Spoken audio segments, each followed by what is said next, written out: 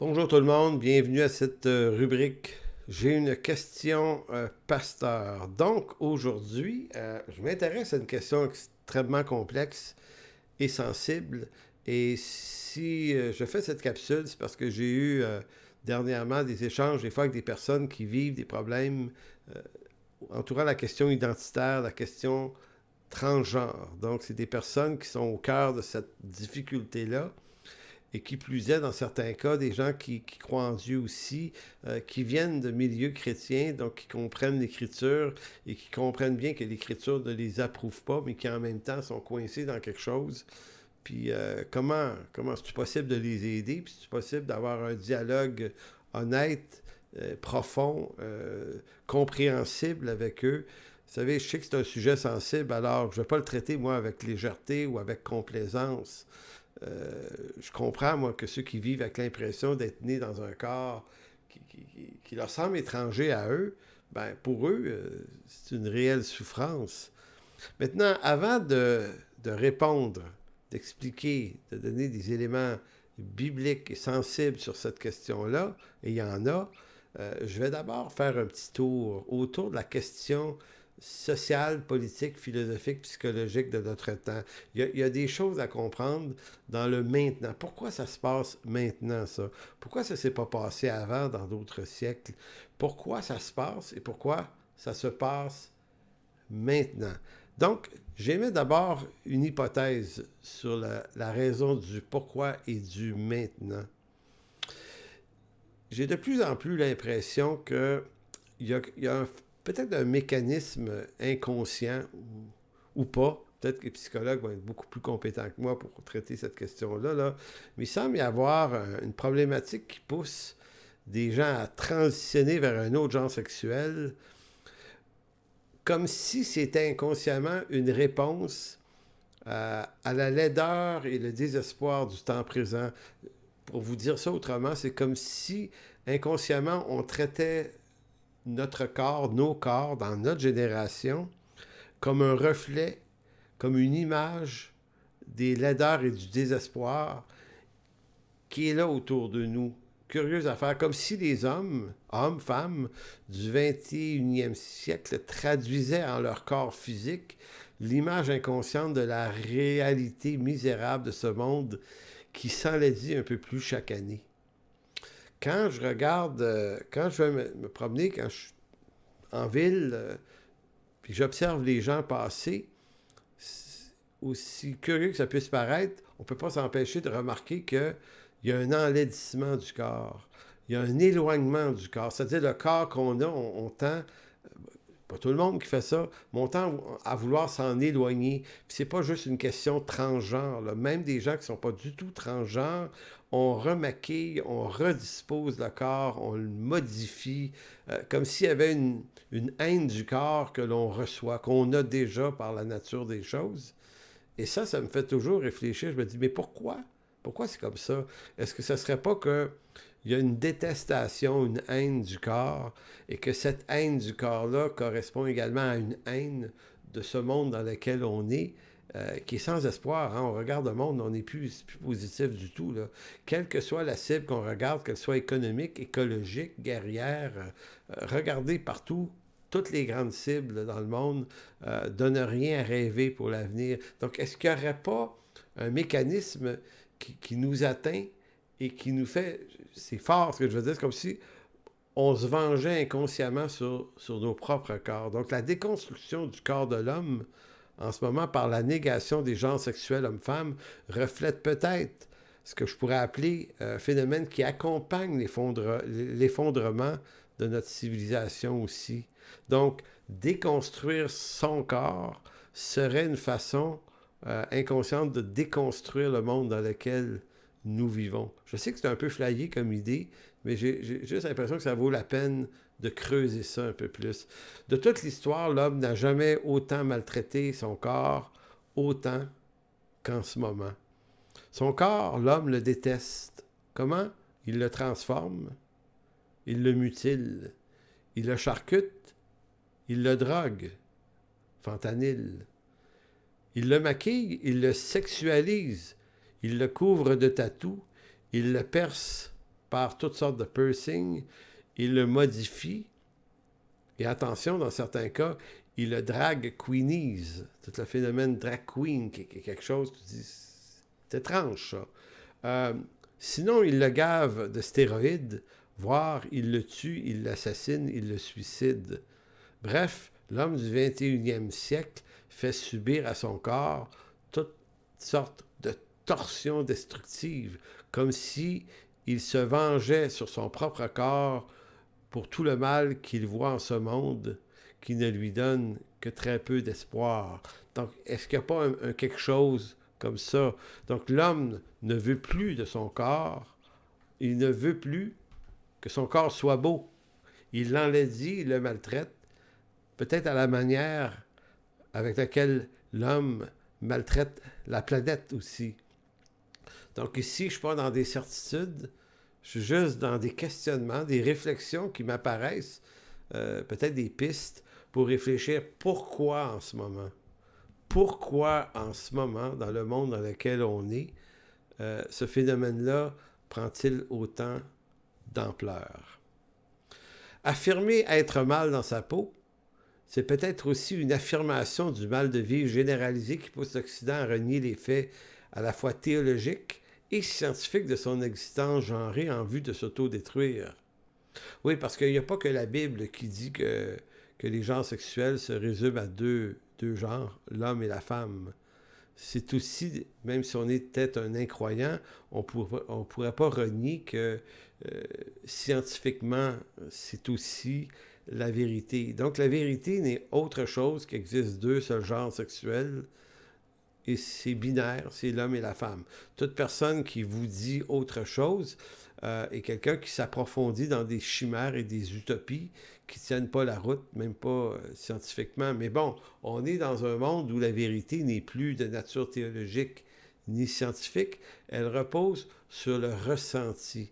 C'est ce qu'on appelle l'hypermodernité, c'est l'hypercentralité sur le soi-même et son ressenti, et devient vrai ce que je pense, ce que je ressens, ce que je désire, et on a l'impression que, et aussi bizarre que ça puisse paraître, comme si on voulait construire un monde là-dessus, alors qu'en réalité, c'est une parfaite et complète déconstruction de la réalité de l'existence humaine. Donc, pasteur, pouvez-vous m'aider? Bon, que faire et que dire à des personnes qui nous demandent de l'aide pour y voir plus clair, peut-être y voir plus clair selon la Bible sur cette question? Ben, moi, j'ai beaucoup de prudence là-dessus. Je sais qu'il y a des journalistes, des fois, qui tentent de piéger des pasteurs pour essayer de les amener à proposer des thérapies de conversion et ainsi de suite, alors que moi, j'ai jamais mis ça en pratique, une théorie de conversion. Puis je suis même pas intéressé de le faire. Mon rôle à moi, c'est pas de dire à ces personnes-là quelles sont les décisions qu'elles devraient prendre. Pourquoi je n'ai pas à dire ça? Parce que la plupart du temps, le trouble, c'est aussi que les gens savent ce qu'ils devraient faire et ne pas faire, mais sauf que c'est pas à ça qu'ils répondent, c'est souvent un ressenti auquel on donne énormément de place et d'autorité. Donc la vraie question, c'est pour moi, c'est pas qu'est-ce que je veux, moi, pour eux en tant que pasteur. Pour moi, je retourne toujours la question à savoir, mais toi, qu'est-ce que tu veux? Tu sais, j'ai déjà dit à des personnes qui voulaient que je prie pour eux, j'ai dit, ouais, mais c'est pas mes prières qui vont changer quelque chose. Puis moi, je crois à la prière, mais c'est pas mes prières à moi qui vont changer quelque chose. Ce sont tes prières à toi. Prie pour moi, oui, mais toi, prie pour toi-même. J'ai pas besoin de prier pour toi. Toi, adresse-toi au Seigneur. Pour éviter qu'on me dise, ouais, mais lui, il prie, puis ça devient une théorie de conversion. Je dis, non, regarde, toi, c'est toi qui te poses des questions. Toi, tu peux t'adresser au Seigneur. Donc, tout est d'abord une question qui relève de la volonté profonde et sincère de cette personne. Et quelle est son intention à elle?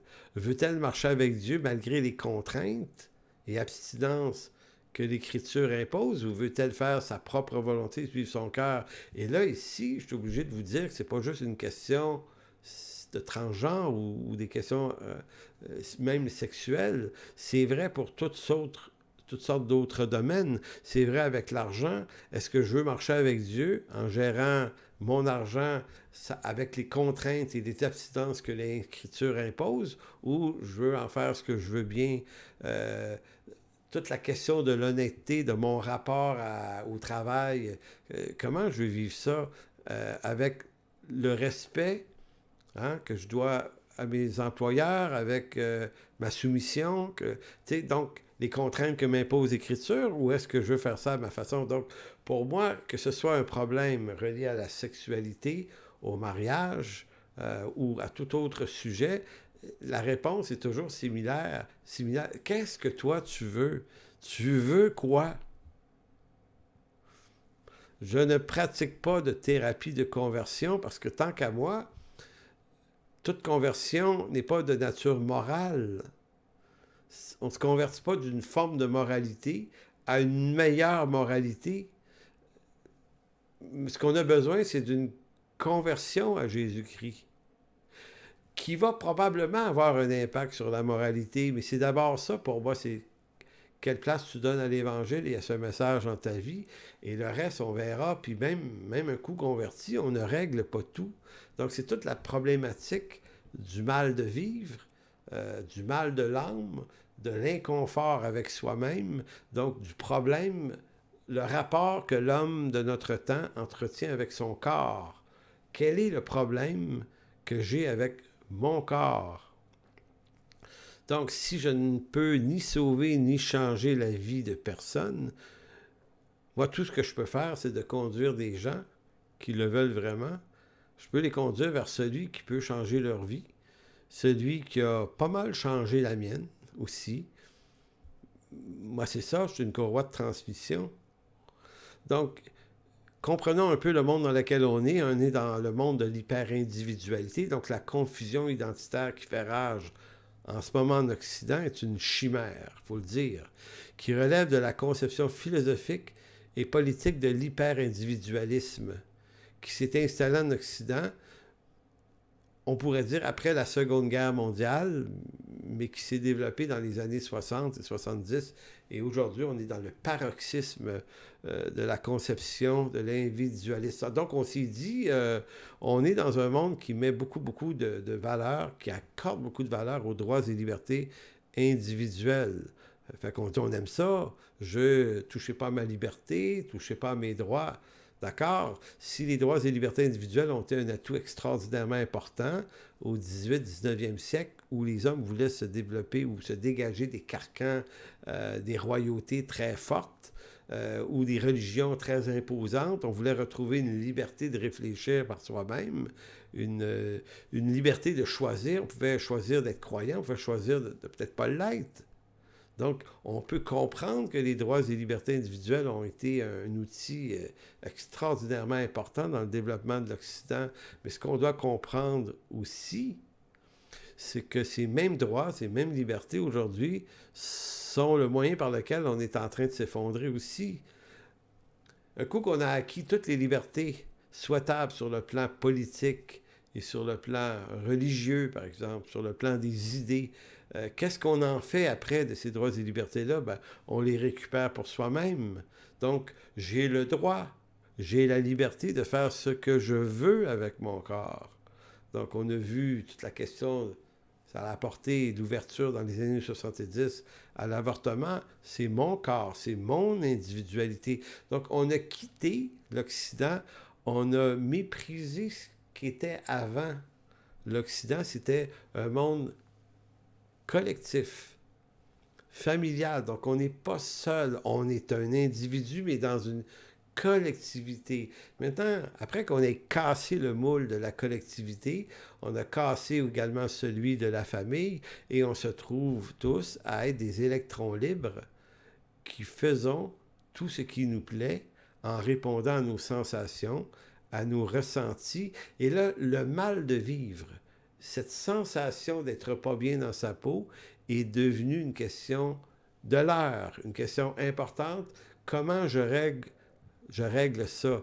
Donc, dans un monde hyper sexualisé comme le nôtre, on a développé le réflexe de croire que les troubles identitaires et le mal de vivre crise que vivent presque tous les adolescents est probablement due au fait qu'ils sont nés dans un mauvais corps. Et la solution rapidement envisagée par de nombreux thérapeutes en milieu scolaire, par exemple, consiste à accompagner un jeune qui se dit mal dans sa peau euh, dans un processus de transition vers un corps qui serait susceptible de le libérer de ses tourments.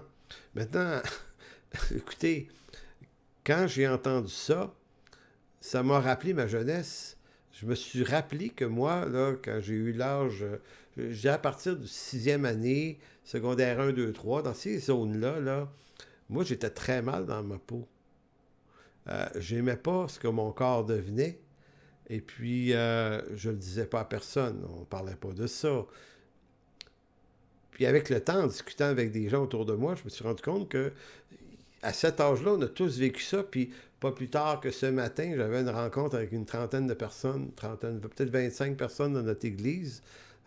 Et je posais la question, je leur demandais, c'est quoi votre rapport à votre corps? Vous vous sentiez comment, vous autres, quand vous étiez jeune? Mon hypothèse, c'était, est-ce que vous viviez la même chose que moi? Est-ce que vous étiez mal dans votre peau? Avez-vous eu cette espèce de questionnement identitaire, vous? Y a-t-il quelque chose de votre corps que vous détestiez? Et ce matin, j'ai posé la question et presque à l'unanimité, la plupart des gens disaient, ben oui, ben oui. Puis il y en a qui m'ont écrit en privé par après pour me dire, hey, moi, c'est une période effrayante de ma vie. Donc, est-ce qu'on n'est pas en train de se demander, en fait, est-ce qu'on n'est pas en train de prendre trop au sérieux cette période-là de la vie qui est la puberté où l'enfant, le jeune, découvre le développement hyper rapide de son corps, qui est une crise absolument qui est normale, on la vit tous. Donc, dans les faits, ce qu'on se rend compte, c'est qui aime son corps. Est-ce qu'on est dans un monde où il existe à peu près que des gens qui apprécient leur corps, qui n'ont pas de problème avec ça, et certains, très rarement, n'aiment pas leur corps et eux autres, ils doivent transitionner. Donc, en réalité, c'est que très peu de gens aiment leur corps et très jeunes, on commence à vivre de l'anxiété pour une multitude de raisons. Par exemple, pour certains, c'est l'obésité. Quand tu es grassouillet à l'école, ça ne marche pas. Si tu es trop grand, tu te fais niaiser. Si tu es trop petit, c'est à mon cas, tu te fais niaiser. Moi, j'ai eu des lunettes à l'âge de 3 ans. À l'époque, j'étais le seul à avoir des lunettes. On m'appelait Barnick. Parce que j'avais des origines gaspésiennes, on m'appelait Morue. La méchanceté, à cet âge-là, ça n'a pas de limite, là. Donc, pour d'autres, c'est la couleur de leur peau. Tu sais, Québec, t'es blanc, t'es un noir, débarque ici, oh boy, ça te fait écœurer, là, malheureusement, la méchanceté est omniprésente. Fait que n'importe qui représentait visiblement une différence par rapport au petit Québécois normal, représentait un objet de sarcasme. Pour d'autres, c'est caractériel. Hein? Pour d'autres, c'est mon caractère, c'est ma gêne, ma timidité. Pas bien dans ma peau avec ça. Et des fois, c'est tellement physique. J'ai un gros nez plus que la normale. J'ai des grosses oreilles. J'ai des cheveux arrangés comme ceci. Ou une dentition qui n'est pas... ou je suis un roux, la rousseur. Bref, on vit tous de l'inconfort avec le corps que Dieu nous a donné à la naissance. Et moi, ça, c'est mon hypothèse. C'est pour ça que j'adhère pas beaucoup à l'idée que parce qu'on se sent pas bien dans son corps, c'est forcément une question de genre. Non, c'est une question de vivre dans un monde qui est un peu cruel, dans un monde pécheur, dans un monde sous la chute, avec une perturbation de la vision qu'on a sur nous-mêmes. Donc, l'homme vit mal un rapport avec son corps. D'ailleurs, quelqu'un faisait remarquer très justement ce matin qu'une des premières choses que l'homme et la femme ont fait après la chute, c'était de se couvrir le corps. Donc, avez-vous la moindre idée des sommes financières astronomiques qui sont investies et dépensées chaque année juste pour améliorer notre aspect physique? Juste si on regarde ça, on vient de comprendre qu'on n'est pas bien avec notre corps en Occident. Tu sais, que ce soit les coiffeurs. Puis en passant, il y a des dépenses qui sont saines. C'est normal que quand on commence à grisonner un peu, les cheveux, on va teindre un peu. Tu sais, Je dirais qu'il y a un entretien qui est tout à fait sain, mais à quel point ça peut devenir extrêmement intrusif. Tu sais, coiffure, maquillage, l'hyper-maquillage, les vêtements, le botox, les régimes alimentaires, les régimes d'entraînement. Euh, on s'investit à fond. Si dans certains cas, c'est pour se mettre en forme et pour chercher un embellissement, aujourd'hui, ce qu'on voit, c'est également un investissement pour se déconstruire. Comme je vous disais, je suis étonné de voir comment des gens s'arrangent volontairement mal, ont des coupes de cheveux tout à fait bizarres, c'est pas beau, se teignent les cheveux de toutes sortes de couleurs. C'est pas beau. Se maquille, s'arrange, se tatoue. Et là, on assiste à un enlaidissement. Pourquoi on s'enlaidit comme ça? Donc, ce qui m'amène à vous poser la question, qui de vous est satisfait pleinement de son corps? Qui de vous n'aimerait pas avoir le corps de quelqu'un d'autre? Probablement que la plupart, la majorité, pas tous, mais une bonne partie de ceux qui m'écoutent en ce moment me disent « Ouais, effectivement, moi aussi, mon corps, je l'aime pas. » Donc, l'idée d'être dans le mauvais corps vient de ce que presque tout le monde ressente à peu près la même chose. On n'est pas bien dans le corps qu'on a. Et ça, comment je dis, c'est différent d'une personne à l'autre, c'est la géométrie variable. Il y a des personnes pour qui c'est léger, tu passes à travers ça, tu passes adolescente, puis pouf, pouf, pouf, tu fais avec, puis ça te passe. Mais il y a des gens pour qui c'est vraiment difficile. Et là, c'est là que ça devient complexe. Or, ce n'est pas notre identité sexuelle qui fait défaut en réalité, mais notre condition pécheresse qui vient troubler notre vision de notre existence physique, et ça depuis la naissance jusqu'à notre mort. Autrement dit, le problème n'est pas dans ce que tu n'es pas dans le bon corps, mais dans le fait que tu n'es pas arrivé encore à faire la paix avec le corps que Dieu t'a donné. Tu n'as pas réussi à faire la paix avec ce qui se passe dans ta tête, même si, mais c'est pas beau ce qui se passe dans ma tête, mais être capable de faire la paix avec Dieu par sa grâce, malgré ça.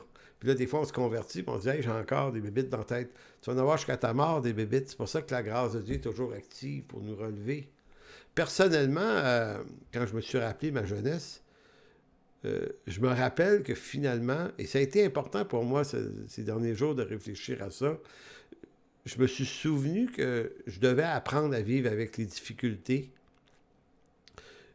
de qui j'étais et de mon regard sur moi-même et sur mon corps quand j'étais jeune, parce que moi, j'étais généralement au primaire toujours le plus petit de la classe.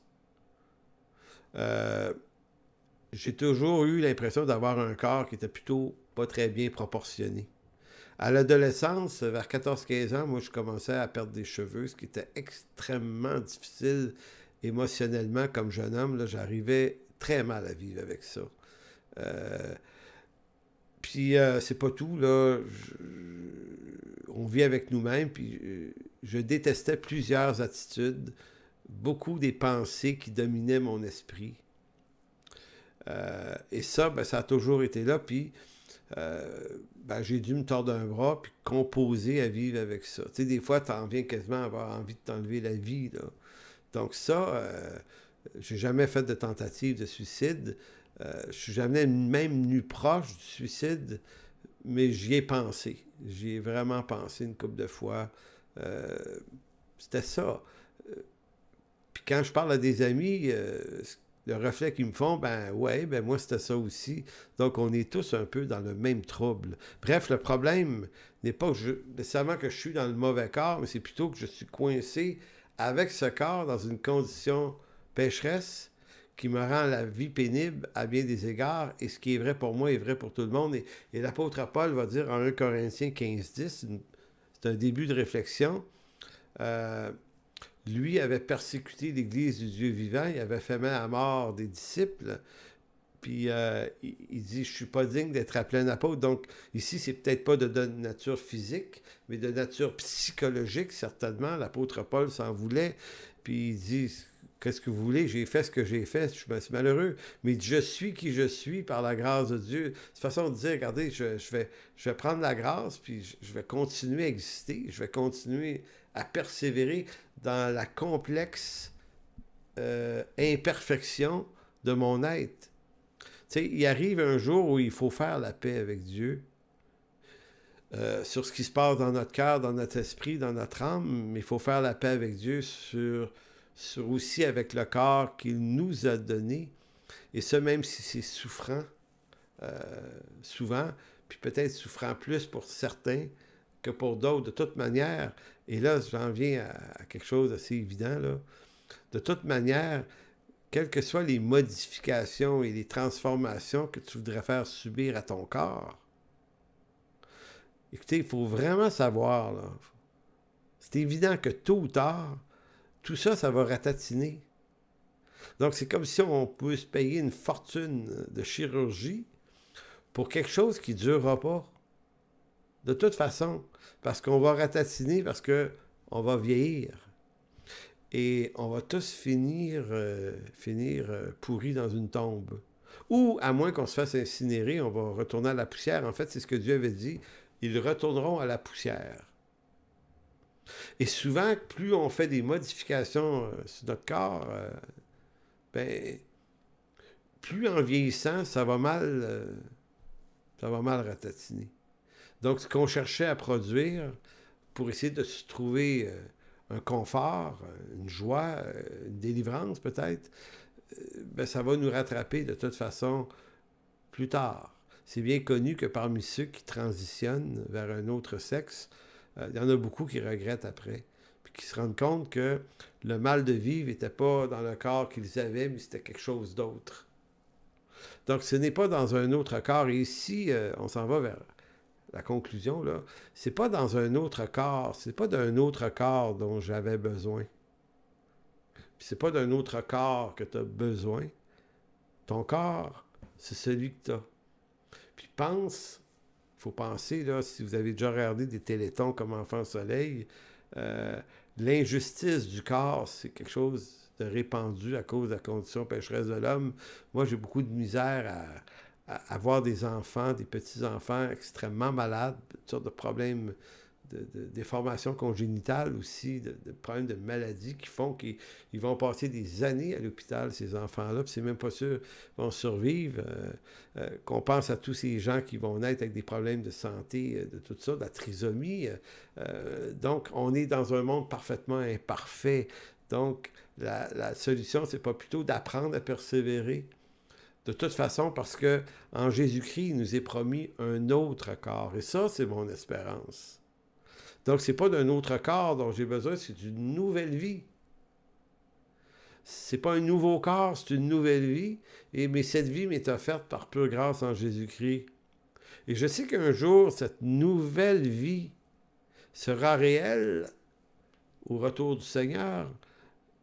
Et elle va m'apporter un nouveau corps que l'Écriture appelle un corps glorifié, qui cette fois-ci ne sera plus jamais contaminé par le péché, par les imperfections, par les insatisfactions, par les confusions identitaires et tous les troubles que peuvent m'amener un monde comme celui dans lequel je suis, qui est un monde sans espoir. Et tournons dans 1 Corinthiens chapitre 15 qui dit, 1 Corinthiens 15, 42, et c'est un texte qui répond admirablement à ce type d'interrogation.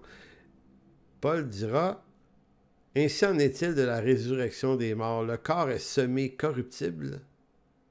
Corruptible, il ressuscite incorruptible. Il est semé méprisable.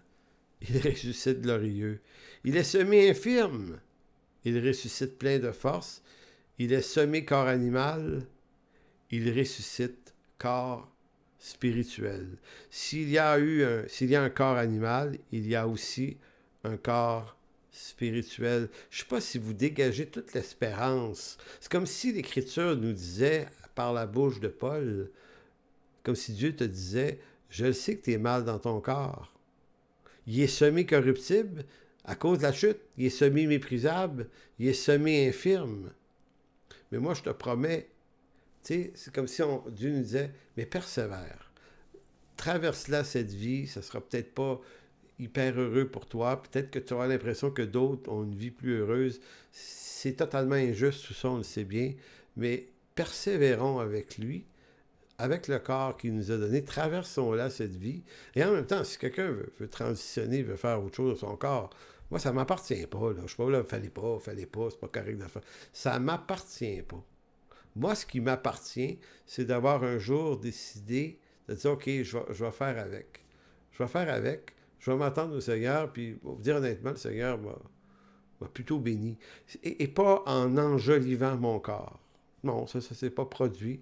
J'ai continué à perdre mes cheveux, j'en ai plus, là. Puis bon, je suis toujours pas très grand, puis j'ai pas un corps d'athlète, mais puis pourtant, je fais du sport, moi, là. Mais c'est ça, c'est ça. C'est comme ça que ça se passe. Et avec toutes ces années-là, pas malheureux du tout, là, moi, là. Et le verset 49 d'un Corinthiens 15 nous dit, « Et de même que nous avons porté l'image du terrestre, nous porterons aussi l'image du céleste. » Donc, conclusion de quoi? Je suis très conscient que la souffrance n'est pas la même pour tous. Je sais qu'elle est à géométrie variable. Je sais qu'il y a des gens qui vivent ça avec beaucoup plus de troubles que d'autres. Je sais que c'est même une souffrance pour certains, une grosse souffrance, que peut-être que moi, j'ai pas eu, là. J'ai pas eu une souffrance. J'ai souffert, mais j'ai pas souffert dans les mêmes dimensions, puis dans les mêmes profondeurs que eux.